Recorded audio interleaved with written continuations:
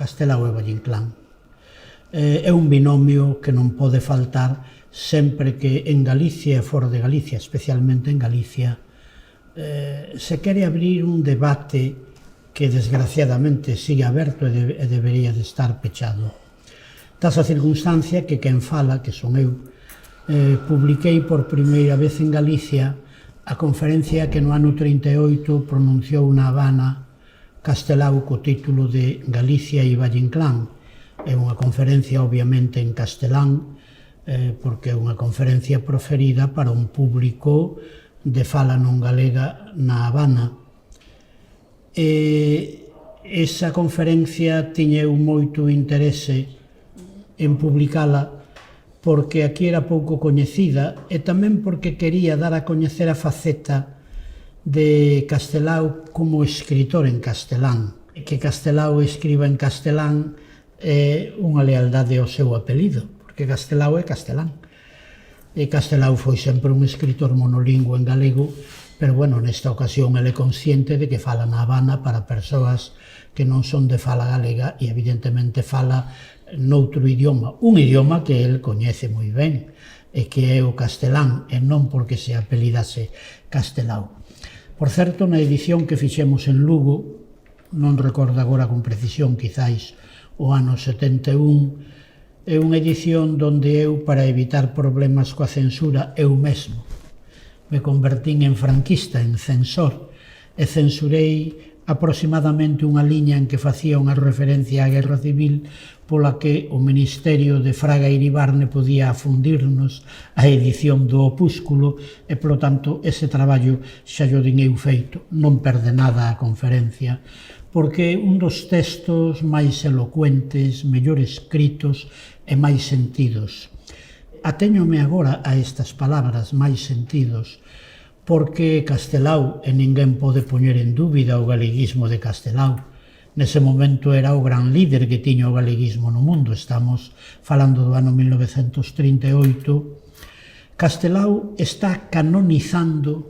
desde a Habana a figura do escritor Valle Inclán como escritor de Galicia, non como escritor en galego, como escritor de Galicia, un escritor que nos representa, un escritor que en moitas das súas obras leva a temática e a problemática e a sustancia e a ironía e os matices da verdadeira Galicia. E que unha personalidade tan significativa e tan relevante no orbe, no mundo, no universo do galeguismo, como Castelao canonice a Valle Inclán como escritor de Galicia é algo que deberían de ter en conta hoxe aqueles que, se non todos, hai que ser xustos, unha boa parte deles aínda son ou hostís ou reticentes coa figura de Valle Inclán. E iso é unha perda para Galicia, é unha perda para os que aman sobre todo o teatro de Castelao. Eu teño falado en moitas ocasións, hoxe mesmo, dun xeito privado no xantar, con varios amigos, de que a pequena vila de Vilanova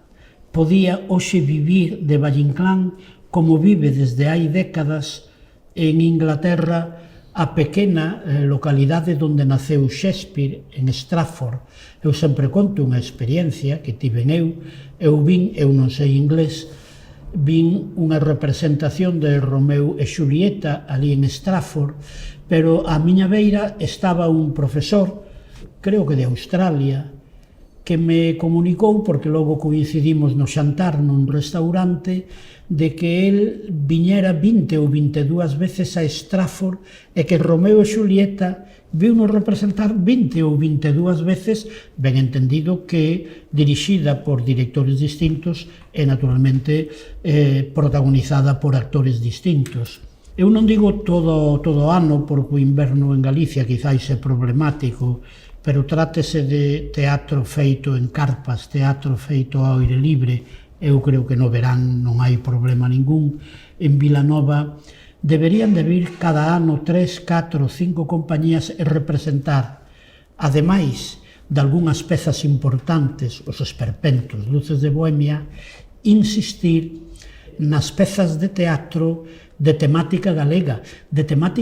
moi ben sellada precisamente ao Salnés, moi ben sellada a Vilanova, moi ben sellada a Vilaxoán, onde estamos neste momento facendo esta entrevista, e que está ben sellada, próbase na toponimia, próbase nas referencias a monumentos, a irexas, a ermidas, etc., etc.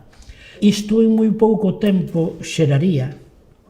un comercio, unha industria cultural, que serían libros, biografías, edicións escolares, edicións ilustradas, edicións de bibliófilos, do que vive hoxe a pequena vila de Stratford, en Inglaterra. Que pasa aquí? Bueno, pasa aquí que aínda non apareceron os políticos, porque a decisión debería ser política, e logo a xestión tería que ser cultural. Fose quen fose o político gobernante,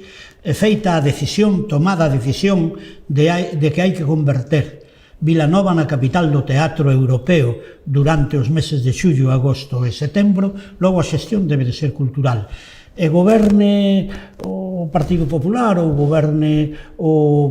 PSOE, que os dous son partidos de dereitas, ou goberne no futuro quen ten que gobernar, que é o Partido Comunista,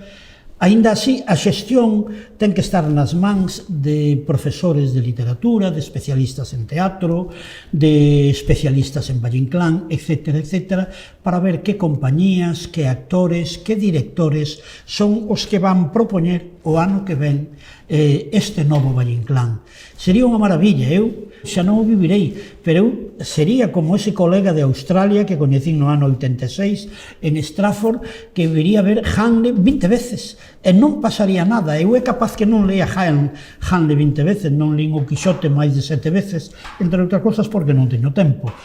porque teño que repasar a Lenin, bueno, eso dame un pouquinho de traballo. Pero, bueno, o que quero dicir é que Valle Inclán é así desta grandeza, e mentres a xente non se decate de que é desta grandeza, non poderemos loitar contra unha especie de balado que hai aí. Ese balado, quero dicilo, é unha parte, non a totalidade, unha parte do nacionalismo galego. O nacionalismo galego parece que é aldraxar a Galicia, pois potenciar o teatro de Valle Inclán, gabar a Valle Inclán, reeditar a Valle Inclán. Non, porque non son os nacionalistas de hoxe máis nacionalistas que os da época de Castelao, que sentían unha gran admiración por Irlanda, por a Irlanda que aínda hoxe pon sempre na punta da pola a un escritor, James Joyce, que nunca escribiu en gaélico, escribiu en inglés. Claro, xa que puxen un pouco o acento en Vilanova, Valle Inclán é grande sempre. Valle Inclán é tan grande que quizáis as obras máis importantes non son as de temática galega, nin ningunha das comedias bárbaras, nin Divinas Palabras. Quizáis o cumio de Valle Inclán está en Luces de Bohemia. Pero, por unha razón obvia, en Galicia, concretamente en Vilanova, habería que poñer o acento concretamente nas comedias bárbaras e en Divinas Palabras. Hai cousa de 15 anos, ainda era eu catedrático na Universidade de Santiago, suscitouse unha polémica na que eu interviñen. E un periodista preguntoume de un xeito bastante simple si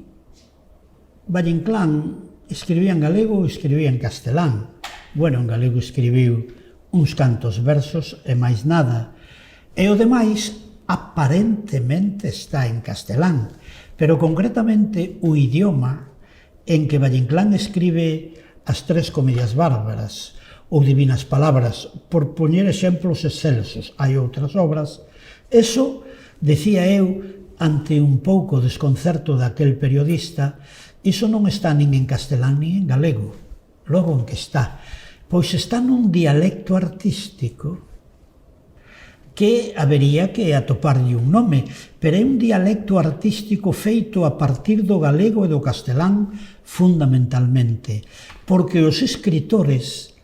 fundamentalmente teñen que ser escritores, non teñen que ser políticos, nin pensadores, nin filatélicos, nin futbolistas, teñen que ser escritores. E o escritor que non coida a ferramenta, o instrumento que é o idioma, o escritor que non enriquece o seu idioma, O escritor que non vai creando o seu idioma nunca será un gran escritor, aínda que como cidadán teña ideas políticas moi importantes. Así pois, como ele é un creador, decátase que para abordar esa temática non ten que escribir como Carlos Arniches, que escribía en castelán madrileño, un pouco castizo, nin ten que escribir como o castelao que daquela estaba escribindo Os vellos non deben de namorarse, que ten que crear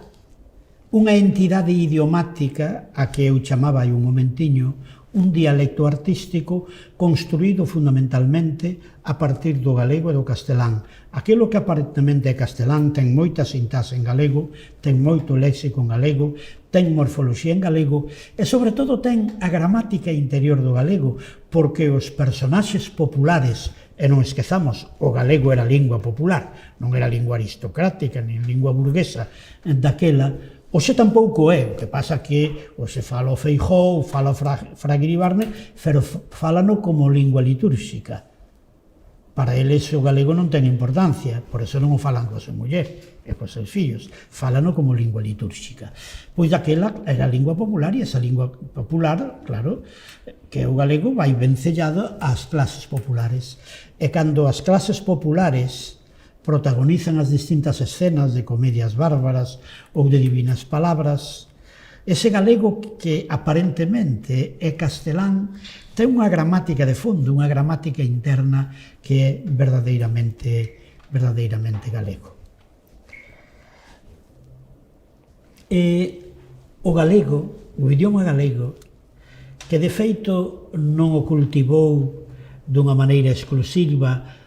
salvo, bueno, naquele episodio do poema que el titulou Cantiga de Vellas, o galego está máis presente do que pensamos, porque non só está nas obras de temática galegas, que acabo de mencionar, e outras, senón en obras que están moi lonxe destas, por exemplo, en Tirano Banderas, que é unha novela de temática mexicana, ou polo menos centroamericana. Hai un momento en que Valle Inclán, para falar das chispas ou faíscas que arrinca dos collos que hai na calzada as ferraduras do cabalo dun dos protagonistas, non atopa mellor palabra que dicir lostregar. Como dicía miña nai, como dicían meus avós, e como xa non din os que falan na tele, sexan do PP, sexan do PSOE ou sexan do Bloque, que din pan e viño, que nunca o dixeron os personaxes de Valle Inclán. A quen había que cuestionar é os falantes do Bloque, non a Valle Inclán, que din pan e viño, e non como miña nai e meu pai que dixeron pan e viño, que é o que eu digo, e non por lealdade á familia, senón por lealdade á esencia do idioma galego. E tamén unha pregunta que creo que se me quere facer, e a min pareceme moi ben, é porque estamos a falar de Castelao e de Valle Inclán, estamos a falar de temas que o vinculan grandemente a Galicia, o escritor e a súa obra. Pregúntaseme que elementos regionais, quizáis o adxetivo regionais haxa que entrecomillalo, pero bueno, todos nos entendemos. Bueno, elementos regionais hai como mínimo aqueles dos que eu acabo de falar, pero hai moitos máis. Recordo neste momento un artigo de Carballo Calero, que era un home de moita erudición, publicado hai moitísimos anos en Cuadernos de Estudios Gallegos, onde el chegaba á conclusión de que Valle Inclán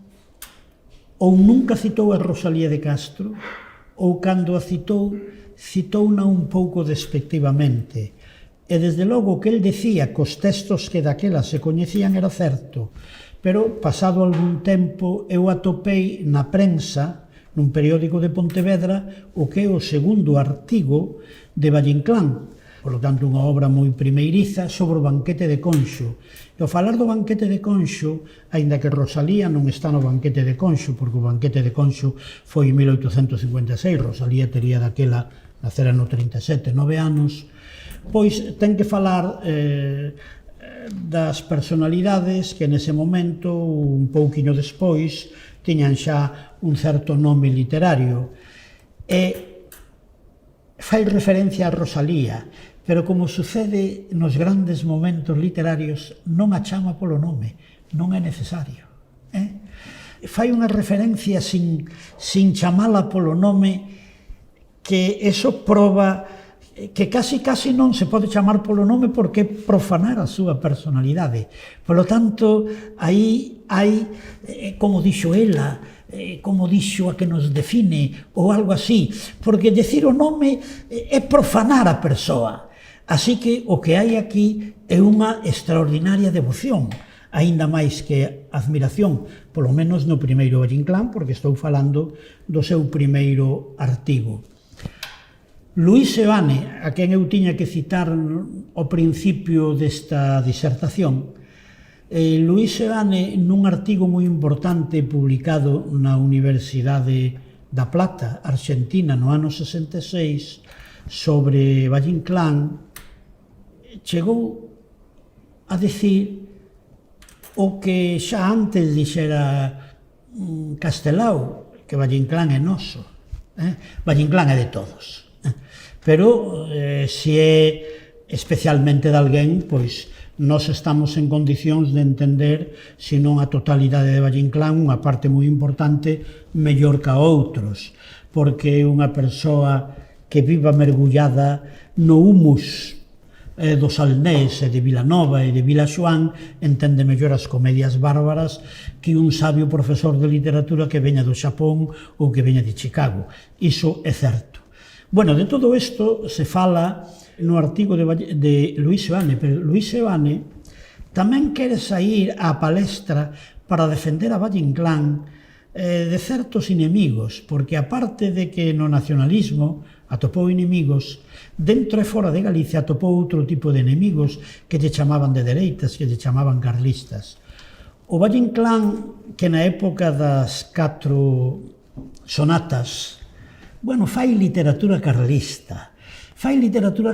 pero é ficción, non é realidade. Eu creo que el, no fondo, se foi carlista algunha vez, foi no por estética. Pero nun momento en que el xa madurou, a súa estética e a súa ética, el a quen admira é Lenin, por exemplo, porque o cita nalgúnha ocasión, e mesmo se ten dito, e figurou nun libro de texto do bacharelato publicado por Lázaro Carreter, que nos últimos días da súa vida se afiliara ao Partido Comunista. Sexa certo ou non, o certo é que Valle Inclán estaba coas esquerdas, estaba co Frente Popular, e aqueles que teñan algunha familiaridade, eu creo que teño bastante, coa hemerografía que se produciu na Guerra Civil, tanto na parte franquista como na parte leal, na parte republicana. Na parte republicana, os periódicos con frecuencia celebran os aniversarios de Valle Inclán como se dun deles se tratase, como se falasen de Azaña, como se falasen de Pasionaria, como se falasen de Antonio Machado. É dicir, a esquerda viu claro que Antonio Machado era un home de esquerdas. E xusto no final da súa vida tamén foi un pouco máis comprensivo, digamos, cos movementos autonomistas galegos. Iso non quere decir que, aínda que vivira máis, que morre a principios de xaneiro do ano 36, víctima dun cáncer que daquela era incurable, eso non quere decir que, aínda que vivira 10, 15, 20 anos máis, el fose cambiar de idioma, non. El xa apostara estéticamente polo idioma castelán, e no idioma castelán, el, que viña dunha terra onde o idioma materno é outro, en ese momento estaba ensinando a escribir a todos os que escribían en castelán, en Madrid, ou en Sevilla, ou en Guatemala, ou en Buenos Aires, ou en Montevideo, ou donde fose. E, por tanto, el estaba nesa aposta, non iba a cambiar de idioma. Pero era comprensivo, tan comprensivo que cando, por esas datas, xa en plena república, se representa divinas palabras, el recomenda que quen debe de facer os decorados é o propio Castelao. Porque Castelao vai interpretar ben aquela realidade. Esa realidade que non a interpretan ben hoxe moitos dirixentes do bloque, non todos, pero sí o 95%. Quería facer un breve pronunciamento sobre o Romance de Lobos. Algúnas das cousas que dixen afectan a Romance de Lobos, pero en Romance de Lobos hai a toponimia, que é moi viva, que é moi sonora, que ten unha melodía especial, e hai referencias ao haber toponimia da comarca, evidentemente hai referencias a lugares da comarca, pero tamén hai referencias a monumentos eclesiásticos, sobre todo da comarca. Así que, cando Vilanova emule a Stratford, pois estou seguro que un bo día, ás 9 da mañán, antes da primeira representación de Romance de Lobos, que será, por exemplo, ás 6 da tarde, pois 200 profesores de Chicago, de Tailandia, de Xapón, de Ucrania, etc., van facer o roteiro, o itinerario de Romance de Lobos, e van tomar nota sobre o exemplar, de que os topónimos mencionados por Valle Inclán son os topónimos que hoxe a xente do país aínda menciona. E quizáis algunhas das palabras que veñen en Romance de Lobos son do galego xeral, pero quizáis algún lingüista, algún dialectólogo poida decir que son do galego particular dali. E quizáis, se ese roteiro ten un guía que é experto en antropoloxía cultural, pois quizáis lles diga que hai 20, hai 30, hai 40 anos aínda había vellos na comarca